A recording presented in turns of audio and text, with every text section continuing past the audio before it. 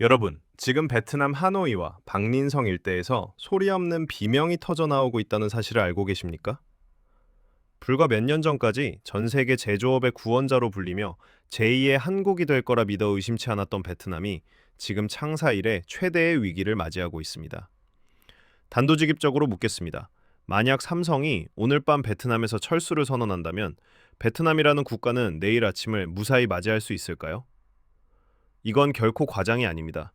삼성전자 한 곳이 베트남 전체 수출액의 20% 가까이를 책임지고 있기 때문입니다. 그런데 지금 그 경고했던 성벽에 거대한 균열이 생기고 있습니다. 삼성이 베트남에 쏟아붓던 신규 투자의 시선을 인도로 돌리기 시작했고, 인건비가 오를 대로 오른 베트남을 대신할 후보지들이 줄을 서고 있습니다. 오늘 이슈 한 권에서는 그동안 그 누구도 감히 말하지 못했던 진실, 베트남의 골든타임이 왜 끝났는지, 그리고 삼성이 왜 베트남을 떠날 준비를 하고 있는지 그 잔혹한 배경을 파헤쳐 보겠습니다. 오늘 영상, 글로벌 경제의 판도가 뒤집히는 순간을 다룹니다. 끝까지 시청해 주십시오. 베트남 경제를 이해하려면 삼성이라는 키워드를 빼놓을 수 없습니다.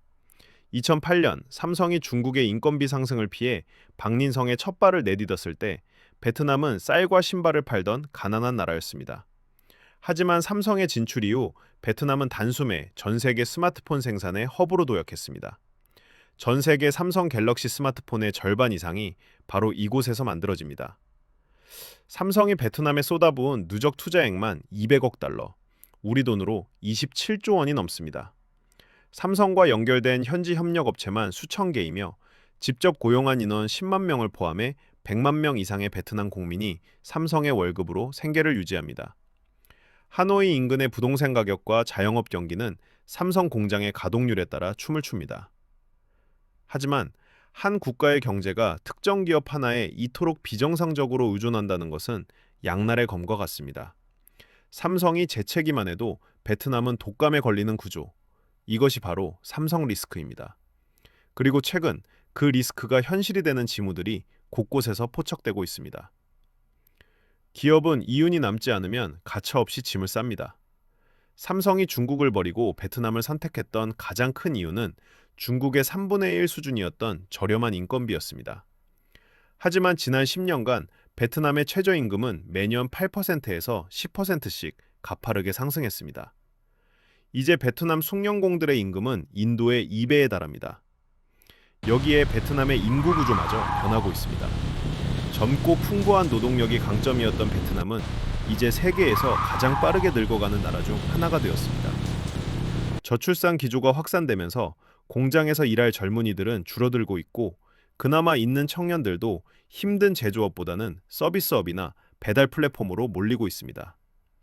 경제학자들은 이를 중진국 함정이라고 부릅니다. 선진국을 못 따라가는데 인건비만 올라서 경쟁력을 잃는 현상이죠.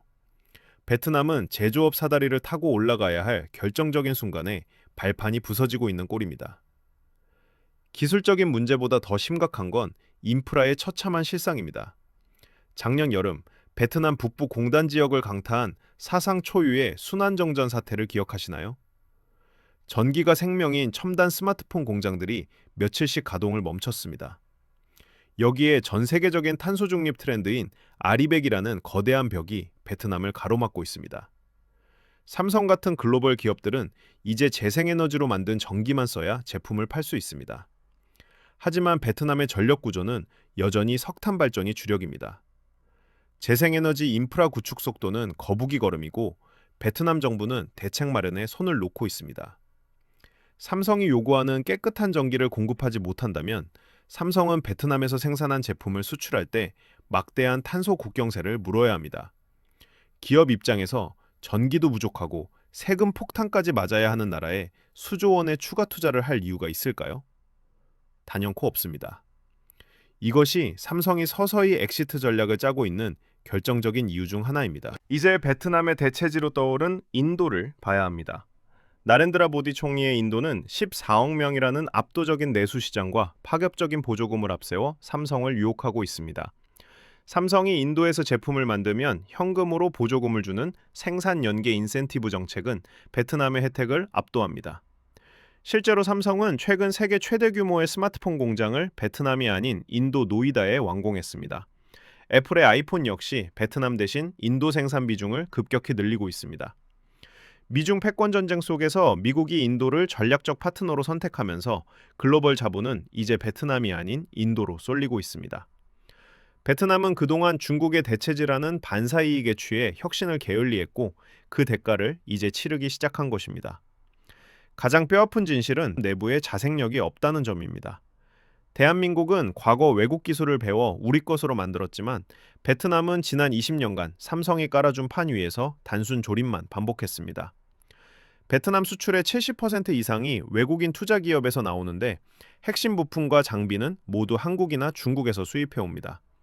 베트남은 장소만 빌려주고 인건비만 챙기는 통로 경제에 머물러 있습니다. 삼성이 떠나면 빈 껍데기 공장만 남게 되는 구조.